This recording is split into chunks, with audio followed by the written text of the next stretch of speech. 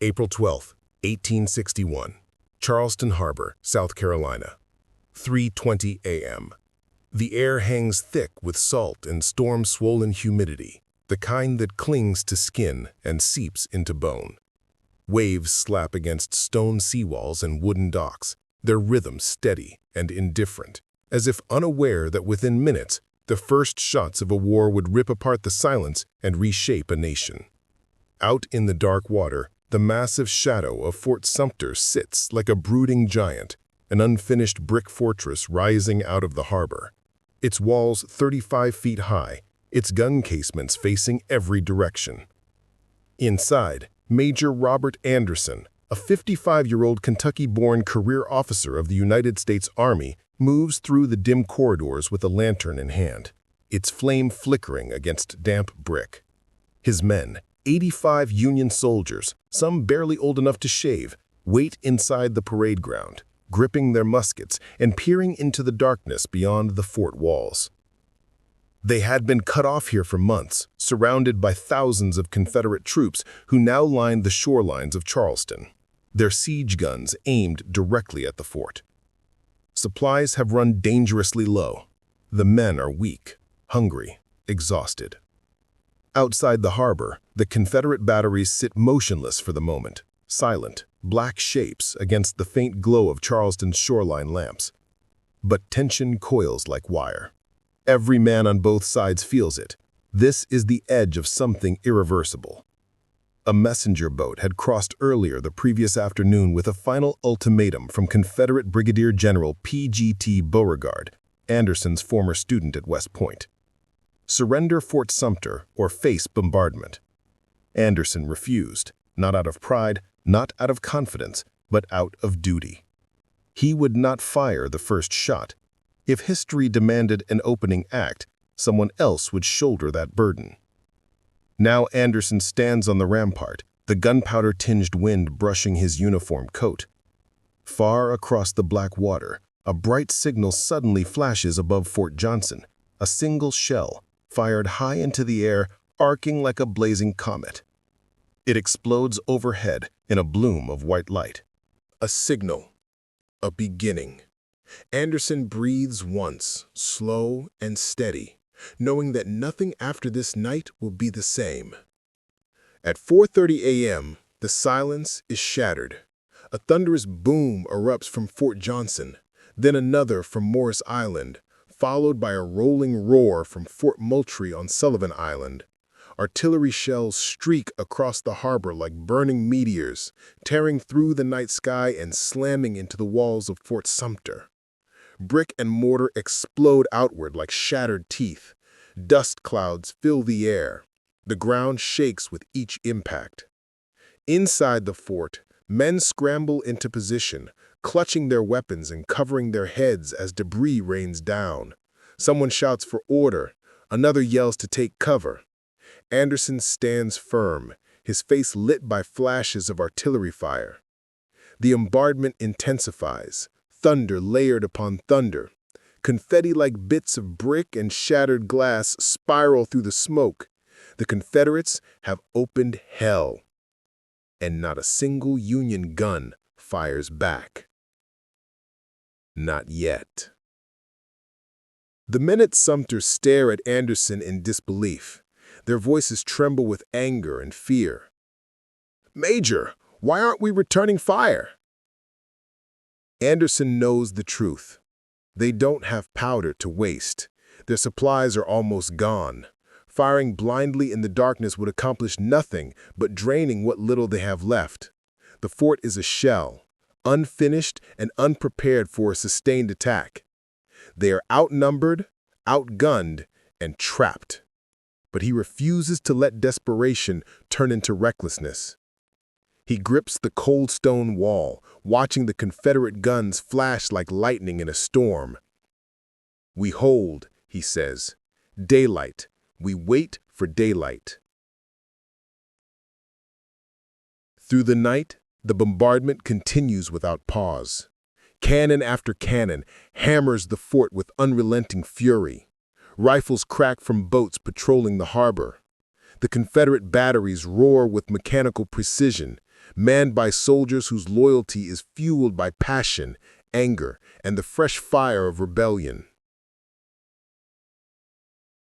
Inside the fort, the Union soldiers huddle like men inside a collapsing cave, ears ringing, lungs burning from smoke, uniforms coated in white dust. Every explosion shakes the ground beneath them. Every blast threatens to bring the walls down. There is no sleep, no silence, only the feeling of time stretching into something heavy and suffocating. And then, slowly, the sky begins to brighten. Gray-blue light seeps over the horizon. The coastline comes into focus. Thousands of Confederate soldiers lining the shores, cheering as the barrage continues. Charleston's church steeples rise, serene and untouched above the scene, as if the war has politely chosen to ignore them. April 12, 1861, continues. Late morning, Charleston Harbor. The sun now stands high enough to cast sharp, unforgiving light across the devastation. Flames rage through the officers' quarters inside Fort Sumter, roaring like a furnace, heat radiating so intensely that soldiers shield their faces with their sleeves. The thick smoke churns upward in dark columns, cutting the sky into stripes of fire and ash. Inside the fort, the air becomes nearly unbreathable. Men cough violently as they drag water barrels toward the blaze, only to discover that the cisterns have been shattered by artillery shells. Water streams across the stone floor, useless. The fire feeds on dry timber and stored wood, climbing faster, hotter, hungrier. A deafening blast shakes the walls as another Confederate mortar shell smashes through the roof of the officers' barracks, igniting a fresh eruption of sparks.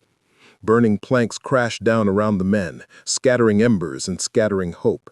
Someone screams, someone else prays. "Get the powder room sealed," an officer bellows. If flames reach the magazine where 30,000 pounds of gunpowder are stored, the fort will become a crater.